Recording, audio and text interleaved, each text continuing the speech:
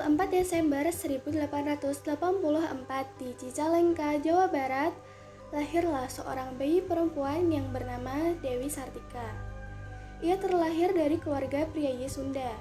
Ayahnya bernama Raden Samonagara dan ibunya bernama Nyi Raden Raja Pernas. Perempuan yang kerap dipanggil Uwi berniat ingin melanjutkan pendidikannya. Namun, yang menjadi pertimbangan, Uwi harus bersekolah di sekolah Belanda yang dikhususkan untuk anak-anak Belanda. Namun, kedua orang tuanya tetap bersikukuh untuk menyekolahkan Uwi di sekolah Belanda. Marilah Dinda. Dinda, Anda rasa kita harus tetap menyekolahkan Uwi ke sekolah Belanda? Saya sangat setuju, Kanda. Namun, bukankah hal ini bertentangan adat saat ini? Anda paham hal ini. Akan tetapi, semangat Uwi belajar, Anda rasa menyekolahkan Uwi kembali ke sekolah Belanda merupakan hal yang tepat.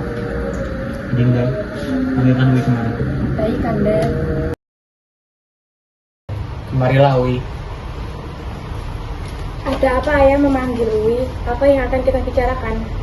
Uwi, ayah dan ibumu sudah sepakat untuk melanjutkan sekolah Belandamu. Benarkah? Apakah ini mimpi ayah, ibu? Iya, Nak. Kamu tidak mimpi. Ini nyata. Terima kasih, Uwi sangat senang sekali, ayah, ibu. Kau berhak, Nak. Kau berhak untuk menggapai mimpimu. Kau harus menjadi manusia yang lebih berguna dibanding ayah dan ibumu. Kejarlah, Nak, sejauh dan sesulit apapun jalannya. Semoga kelak menjadi perempuan yang hebat. Setiap harinya Dewi Sartika bersekolah. Meskipun ia bersekolah di sekolah khusus anak-anak Belanda, namun hal ini tak menyurutkan semangat Dewi Sartika dalam mencari ilmu. Uwi gimana? Apakah sudah siap? Lagi siap-siap, Kanda. Ayah, ibu, Uwi berangkat dulu ya. Iya, Nak. Pergilah. Semoga menjadi manusia yang berguna kelak nanti. Lambat laun, pemerintah Belanda pun mengetahui bahwa Dewi Sartika adalah seorang anak priayi Sunda yang bersekolah di sekolah khusus anak-anak Belanda. Sehingga orang tuanya pun harus menerima hukuman, yakni diasingkan ke Ternate, dan Dewi Sartika juga harus dikeluarkan dari sekolah Belanda tersebut.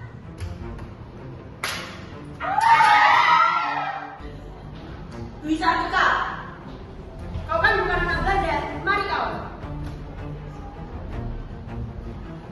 Memangnya anak priayi Sunda tidak boleh bersekolah di sini? Saya di sini hanya untuk bersekolah, bukan untuk bergaul. Apa alasannya? Itu melanggar aturan. Yang boleh sekolah di sini hanyalah anak-anak Belanda. Siapa anak berhak mendapatkan pendidikan? Bukan hanya anak Belanda saja. Ini yang kami juga berhak. Berani sekali kau berbicara seperti itu. Ikut kami. Pemerintah Belanda menarik secara paksa tangan Dewi Sartika dan bergegas menemui orang tuanya.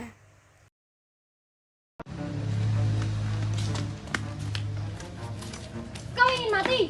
Maksud Tuan apa? Kau sudah tahu aturannya, kenapa kau malah melanggar? Saya yang ingin anak saya bersekolah dengan baik. Kami tidak peduli. Bagaimanapun kau sudah melanggar peraturannya. Kau harus menerima hukumannya.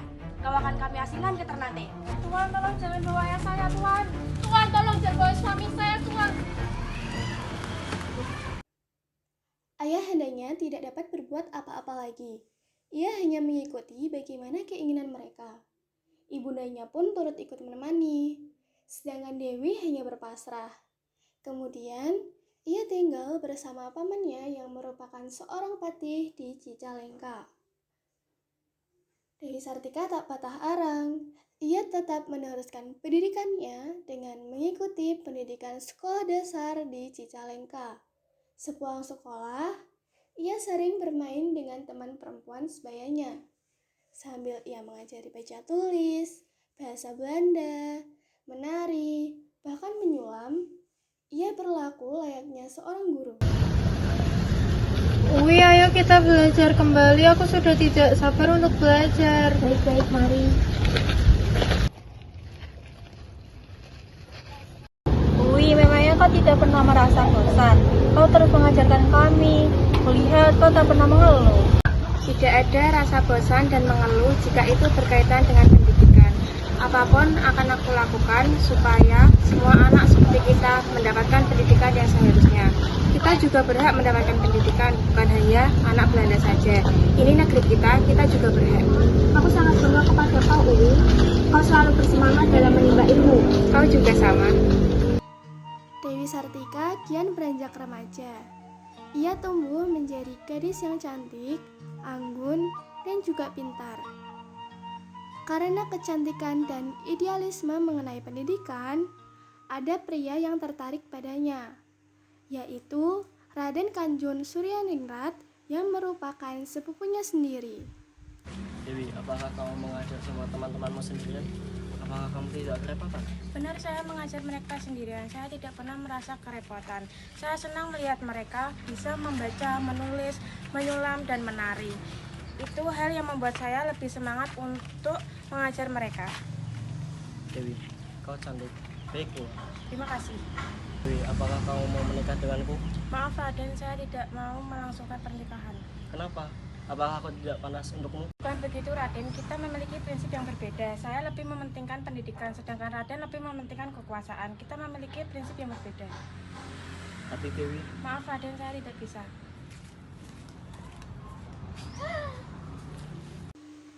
Dewi Sartika pergi dari hadapan Raden Kanjun. Ia pergi ke sebuah tempat. Tak selang lama, datanglah seorang perempuan memberitahu bahwa ayahnya, Raden Samonagara, telah meninggal. Dewi, ya ada keterangan. Ayah anda kau, Dewi. Ada apa dengan ayah anda? Ayah anda kau, dia meninggal.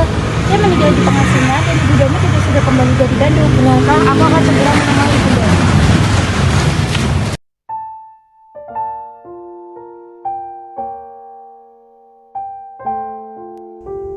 Dewi Sartika segera mengemas barang-barangnya lalu pamit pada keluarga pamannya.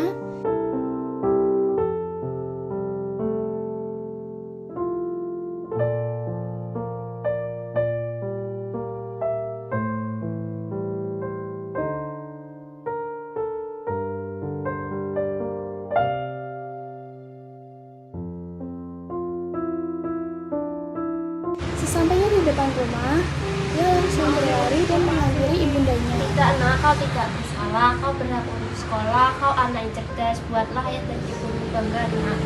Uwi berjanji, Uwi berjanji untuk selalu membanggakan ayah dan ibu. Uwi berusaha untuk meraih semua mimpi Uwi.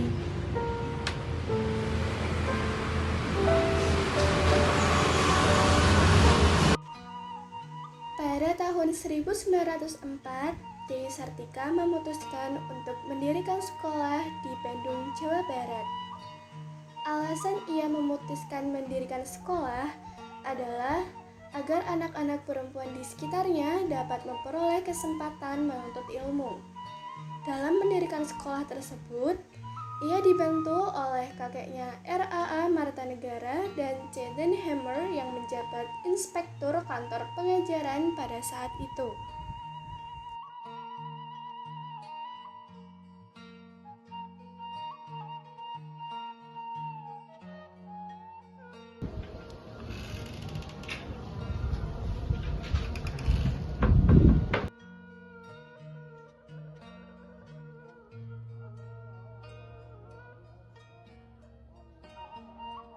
Namanya benar kau ingin mendirikan sekolah.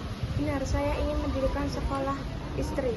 Lantas, apa alasan kau ingin mendirikan sekolah tersebut? Saya hanya ingin perempuan pribumi bisa mendapatkan pendidikan. Dan saya juga ingin menanamkan kepada mereka supaya menjadi perempuan harus bisa segalanya. Agar mereka mempunyai rasa percaya diri dan tidak selalu bergantung kepada suami, serta belas kasihan orang lain. Saya suka rencana kamu. Kamu memiliki tujuan yang sangat mulia. Berlangsunglah sekolah tersebut didirikan. Akhirnya, sekolah khusus perempuan pribumi berdiri pertama kalinya di Hindia Belanda. Seusai didirikannya sekolah istri tersebut, semakin banyak anak-anak perempuan yang bersekolah di sana. Sehingga, sekolah istri yang hanya memiliki 2 ruangan kelas tidak dapat menampung semua aktivitas sekolah. Maka, untuk ruangan belajar harus meminjam sebagian ruangan Kepatihan Bandung. Awalnya muridnya hanya 20 orang. Murid-murid yang hanya perempuan itu diajarkan berhitung, membaca, menulis, merenda, menari, menyulam, dan pelajaran agama.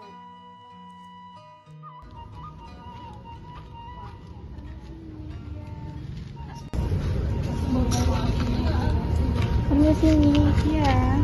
Tak biasanya kau kesini, ada apakah gerangan? Benar, apakah ada yang ingin kau bicarakan, Wi? Begini, Wi berniat untuk mengajar Ibu Purwa dan Ibu Awi untuk mengajar di sekolah Darus Wi. Sekolahmu sudah didirikan, benarkah? Selamat Uwi, akhirnya Uwi kecil yang kami kenal sudah mewujudkan cita-citanya. Benar, kami akan siap membantu sebisa kami, Wi. Kami yakin perjuangan kau takkan sia-sia, teruslah membuat kami bangga, Wi. Terima kasih, Wi. Wi berjanji akan terus berusaha.